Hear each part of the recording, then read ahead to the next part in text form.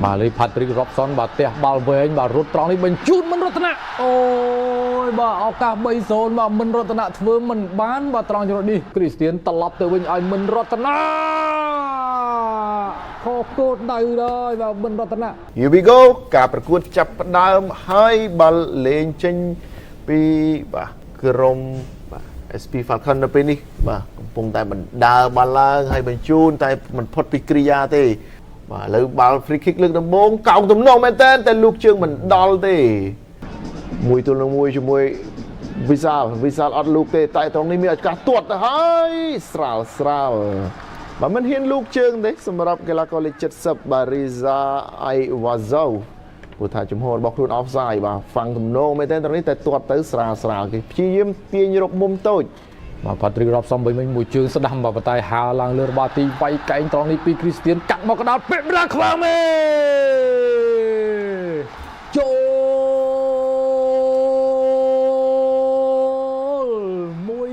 1-0បាទត្រឹម17នាទីពេបរាខ្វាមេបំប៉ោងសំណាញ់ទីបាទ SP Falcon បានសម្រេចចង្វាក់នេះល្អខ្លាំងបងប្អូនបាទ Christian ឲ្យ Patrick Robson ដោយបាល់វាយកែងមួយយ៉ាងស្អាតបាទហើយអ្នកបញ្ចប់ទីច្បាស់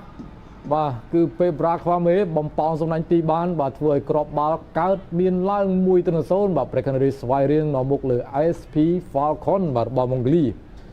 បាទយើងទស្សនារូបភាពត្រង់ចំណុចនេះហើយបាទការខ្ចីជើងបាទពីបាទ Patrick ទៅឲ្យ Christian ឲ្យ Patrick ត្រឡប់មកវិញក៏កាត់ឲ្យឈូសមកចុងជើងបាទពីពេបរាខ្វាមេបំប៉ោងសំណាញ់ទីបានបាទចង្វាក់នៃការលេងយល់ចិត្តគ្នានេះពិតជាល្អមែនទែនបាទពី Patrick Robson បាទគាត់ខ្ចីកម្លាំង Christian ហើយ Christian អត់ទប់បាល់យូរទេវាយកែងយកទៅតែម្ដងបាទចំទីតាំងរបស់ Patrick Robson ក៏រត់ទៀតបានសម្រេចបាទ Patrick Robson អូផុតមួយសល់មួយ Patrick Robson គៀមួយបញ្ជូនគៀមួយទាត់ស្ដាំត្រង់នេះអត់បញ្ជូនតាន់ពេលវេលាទេបាទគឺសម្រេចចិត្តសុទ្ធតែម្ដងបាទ Patrick Robson បាទ Patrick ជាអ្នករ៉ាប់រងជ្រុំជើងរួចក៏បំផ្លោងកោងមកត្រង់នេះ2-0អូយបាទពេប្រាក់ខ្វាមេ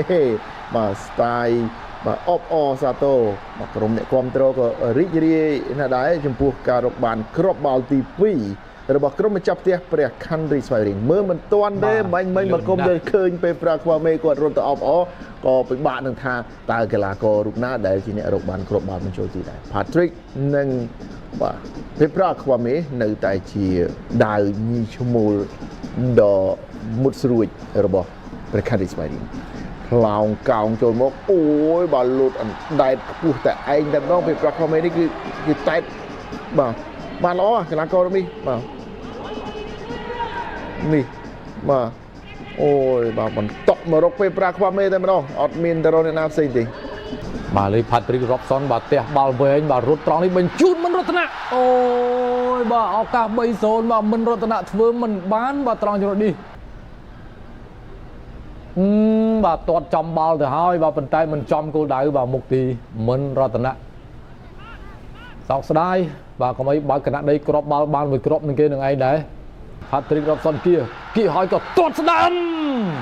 ក្រៅទេបាទមិនចូលទេបាទប៉ោងសម្លាញ់ទីដែរតែខាងក្រៅ Patrick Robson បាទមួយលើកជាពីរលើកគឺគាត់ព្យាយាមគៀសបាល់បែបនេះហើយសុទ្ធបែបនេះបាទច្រើនលើកច្រើនសារបាទមិនចំគោលដៅទេបាទ Patrick Robson បាទជើងដំបងនោះទៅហើរឡើងលើរបស់ទីជើងត្រង់នេះបាទក៏ទៅប៉ោងសម្លាញ់ទីខាងក្រៅបាទ Christian អត់មានបញ្ហាទេយ៉ាបាទត្រង់នេះតែតបន្ថែមទៀត hat trick អត់ទេបាទពេលប្រាខ្វាមេមិនទៅបាទអ្នកចាំទីវិញបាទគាត់ឃ្លៀកបាល់តែមិនដាច់អូបាទអ្នកចាំទីបាទគាត់ទាត់អមិនបាទហោះឡើងទៅខាងលើបាទពេលប្រាខ្វាមេលោតខ្ពស់មែនទែនអូយបាទធ្លាក់មកនេះមានតាកាស៊ីអូដាវរ៉ាក៏បញ្ជូនមកដល់ Christian ឲ្យពេបរាបាទលេង1-2 Christian ត្រឡប់ទៅវិញឲ្យមិនរតនា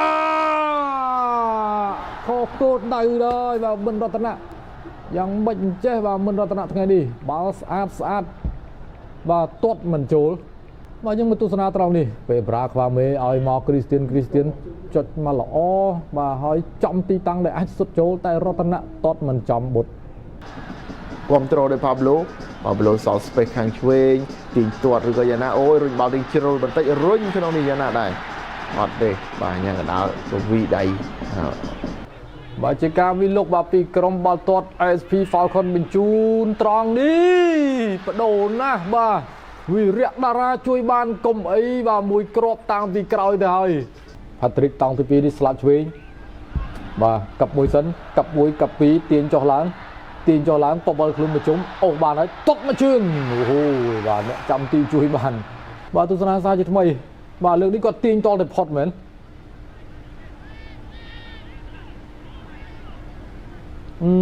បាទសុកយុទ្ធអូសុកយុទ្ធបាទតាកាស៊ីចូល3ទល់នឹង0បាទតាកាស៊ីអូដាបារ៉ា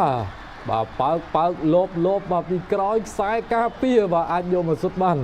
បាទគាត់មិនងាយឡើងដល់តំបន់នេះទេបាទតែមិញឃើញចិត្តទៀតបាទគេថាមកលបពួនក្រោយខ្សែការពារបានបើទៅសុទ្ធបាទតាកាស៊ីអូដាបារ៉ាបាទដូច្នេះនាទី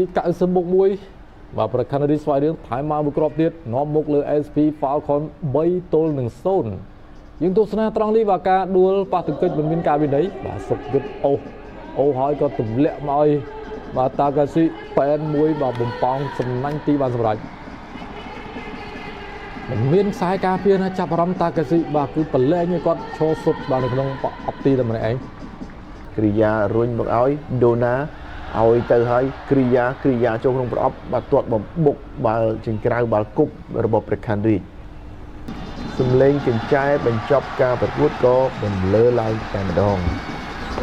អបអរតោដល់ព្រះខ័នរាជស្វាយរៀងដែលរកបាន3ពិន្ទុនៅក្នុងការប្រកួតដំបូងរបស់ខ្លួនទល់នឹងក្រុមភ្ញៀវ SP Falcon មកពីម៉ុងហ្គូលី